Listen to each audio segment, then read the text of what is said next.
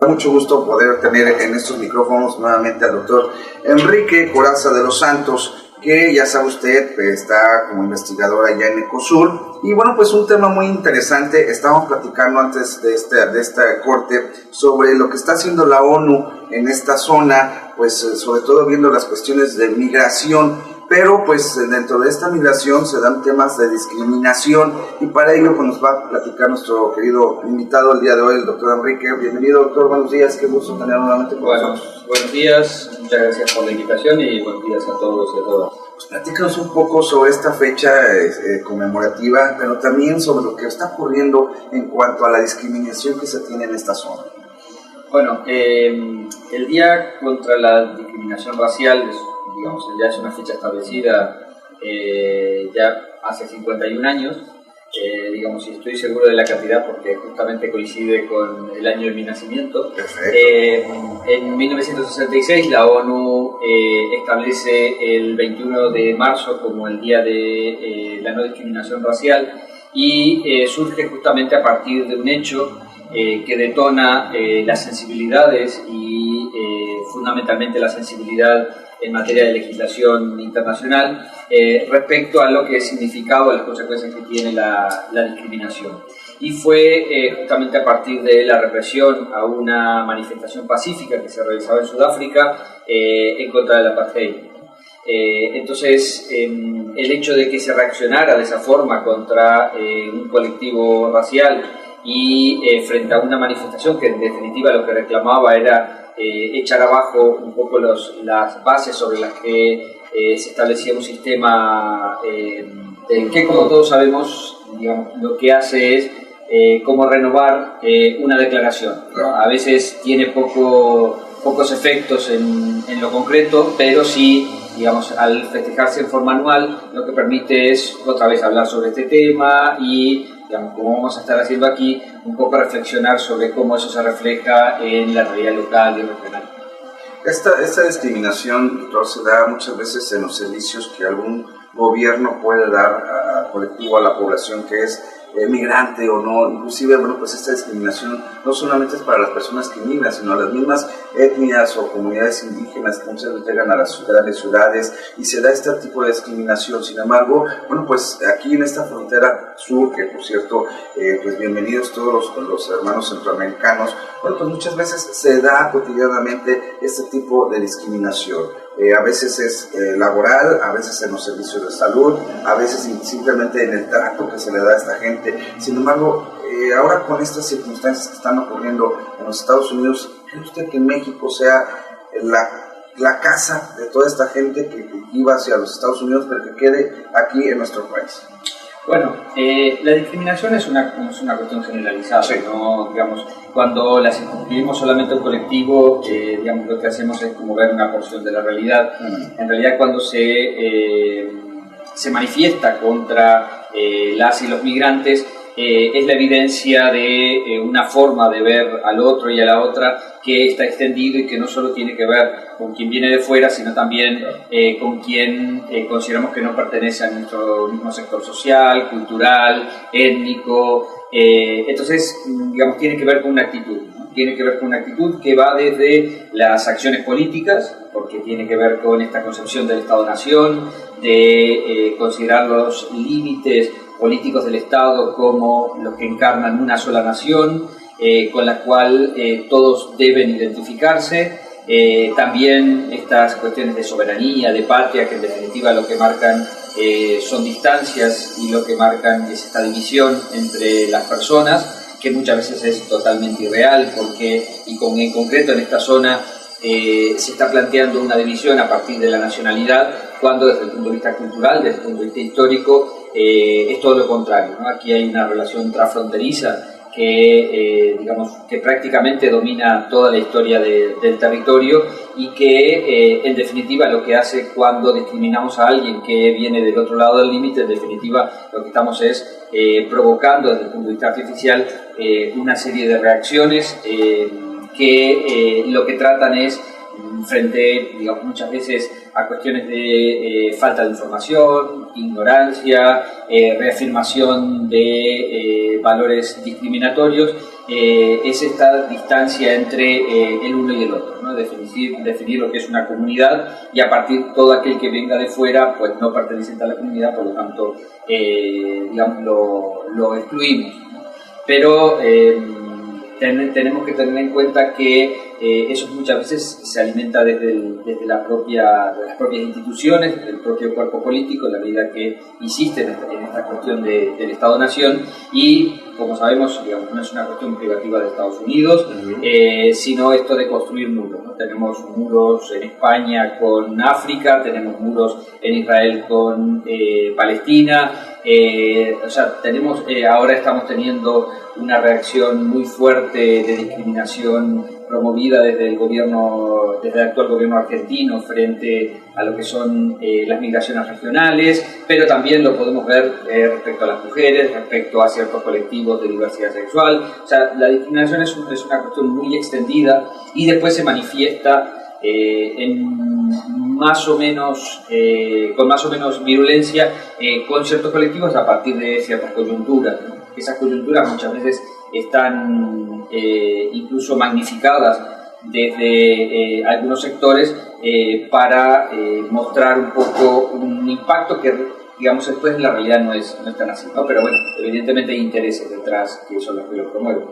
Muchas veces se hablan en las redes sociales, en los medios de comunicación, sobre la conciencia que debe tener la gente con la misma gente, pero se ha avanzado, la gente se ha sensibilizado ante estas circunstancias o se ha radicalizado más ese tipo de situaciones en nuestro entorno, doctor. Pues yo creo que el hecho de que estas acciones se promuevan muchas veces desde los actores políticos. En concreto, ayer estaba leyendo las declaraciones de un empresario mexicano que fue el único que postuló para la construcción del muro y que decía ojalá tuviéramos un Trump en México. Pues, digamos, evidentemente eso no es representativo de toda la población, pero sí evidencia algunos sentimientos que van un poco en ese sentido, ¿no? En ese sentido de separar y de establecer estas distancias. Pero, digamos, esto no es una cuestión que tiene que ver con lo que está pasando hoy, sino, digamos, viene de mucho tiempo atrás, y, como decía antes, simplemente emergen en momentos coyunturales, ¿no? Pero la discriminación tiene que ver también con una cuestión de educación, con una cuestión de cómo percibimos la sociedad, si la percibimos como algo diverso o la queremos percibir como un bloque compacto, un bloque cerrado en el cual solo unos cuantos pertenecemos a lo que se considera como los que tienen derecho a vivir y a disfrutar de los servicios y de la vida que se da en un determinado lugar. El hecho de que mucha gente sea nativo de un lugar, que mucha gente pues desafortunadamente tenga que emigrar o o exista movilidad humana, pues también es muy importante saber que convivir, ¿no? El tener respeto hacia las costumbres, culturas de otras personas, los gustos y obviamente no cayendo en los excesos, pero sí es muy importante que esta parte pues se vaya respetando. Aquí veíamos a mi llegada hace 20 años, yo creo, se tenía mucha confrontación entre México, Chiapas con Guatemala. Ahora ya se convive de una manera un poquito más, ¿cómo le puedo decir?, más sociable, en el sentido de que disfrutamos de los alimentos, pues ya compartimos algunas cuestiones laborales con la gente que llega a trabajar a esta zona, nos hacemos amigos de los mismos, y bueno, pues ahora que se tiene este tipo de comercio, que pues que se quiera o no, esta región vive de gran parte del comercio que viene a ser los guatemaltecos hacia esta zona, y bueno, pues ahora hemos visto que esa convivencia puede ser útil y puede tenerse en esta región. ¿Por qué en otras dimensiones no se puede tener? Por ejemplo, en otros países, no necesariamente México, Estados Unidos, pero sí en otras fronteras donde se ve que como si fueran enemigos, ¿no? Cruzando la línea, ya el ser humano pareciera que es de otro tipo, y de este lado pues somos los preferentes, ¿no? Sí, y digamos, como comentaba antes, es una cuestión que viene de la propia formación, ¿no? Digamos, cuando en la escuela se nos enseña esta cuestión de la patria, la soberanía, el límite, como los elementos que hay que defender, evidentemente todo lo que venga de fuera se puede interpretar como un enemigo, como una amenaza, ¿no? Pero digamos, hay que tener en cuenta también que cuando decimos, bueno, la discriminación es a quien viene de fuera, pues no es tan exacto. En realidad, quienes tienen este tipo de actitudes suelen ser bastante hipócritas, en el sentido de que depende de quién venga de afuera y las condiciones en las que venga. Si viene alguien de Europa o de Estados Unidos, si viene un empresario, si viene un representante político, si viene a trabajar en una institución académica o una organización internacional, evidentemente la gente no lo va a ver de la misma forma que un migrante centroamericano. Entonces no es alguien que venga de fuera, sino es alguien que venga en ciertas condiciones. Entonces la discriminación es contra la pobreza, contra aquello que se percibe como diferente y tiene que ver con estas escalas sociales que se interponen sobre la superioridad y la inferioridad, ¿no? Estoy por encima y por lo tanto me permito el lujo de discriminar como si eso fuera un valor social positivo, cuando es todo lo contrario.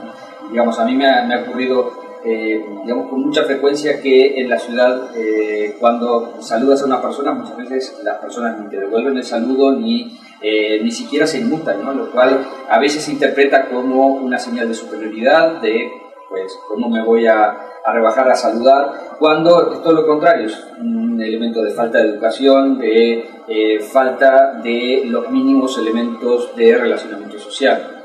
Esto incluye obviamente la discriminación racial, por el color, inclusive religiosa, a veces sexual, que ese es otro punto, ¿no? Entonces, esto yo creo que se ha dado con frecuencia, como dice usted, no solamente de la gente que vamos de un lado a otro, sino en la misma sociedad, pues puede haber ese tipo de discriminación.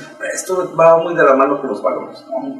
Exactamente, tiene que ver con qué tipo de valores son los que se consideran como valores positivos y valores negativos. Y esto es una cuestión que tiene que ver, por un lado, en el propio sistema educativo, pero también en la familia, en el entorno social. O sea, es una suma de elementos que, en definitiva, son los que conforman nuestras escalas de valores. Cuando ese tipo de actitudes, lamentablemente lo vemos, digamos, no solo aquí, lo vemos a nivel mundial, se observan en niños o en adolescentes, pues es preocupante, ¿no? Porque bueno, una persona mayor ya tiene sus valores incorporados, por conciencia puede llegar a cambiarlos, pero es muy difícil. Pero cuando lo estamos viendo en un niño y un adolescente que están generando su escala de valores, pues sí ya nos preocupa, ¿no? Porque eso quiere decir que la sociedad que considera como parte de su sociedad ya tiene incorporados esos valores que evidentemente son valores negativos desde un punto de vista humanitario. ¿Se ha visto una descomposición social? Sí, pero eso es, digamos, generalizado, es inherente al sistema, ¿no? El sistema también es un sistema que promueve el individualismo frente a otras formas de relacionamiento como los relacionamientos colectivos, y entonces el individualismo lo que trae también consigo es esto de ver por uno, de el salvarse quien pueda, el pues mientras no me pase a mí o a mi familia pues, me da igual, o esto está muy lejos de mí, por lo tanto no me afecta. Y ese tipo de actitudes, pues en definitiva están mostrando también una serie de valores que se traducen en comportamiento.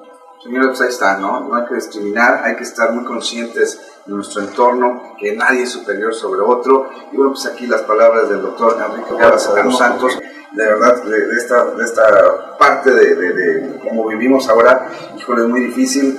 Como cada vez más comunicados tenemos mayor distancia de un ser humano a otro. Doctor, muchas gracias. Por favor, gracias a ustedes. Gracias. Pues seguimos con esta revista informativa de Conexiones. Gracias a la gente que nos está escribiendo. En un momento seguimos leyendo sus mensajes. Si usted me lo permite, vamos a la pausa musical. Agradecemos al doctor Enrique Coraza de los Santos, a la gente de Ecosur, que nos permita platicar de estos temas. Regresamos con más información. Esto es Conexiones y regresamos.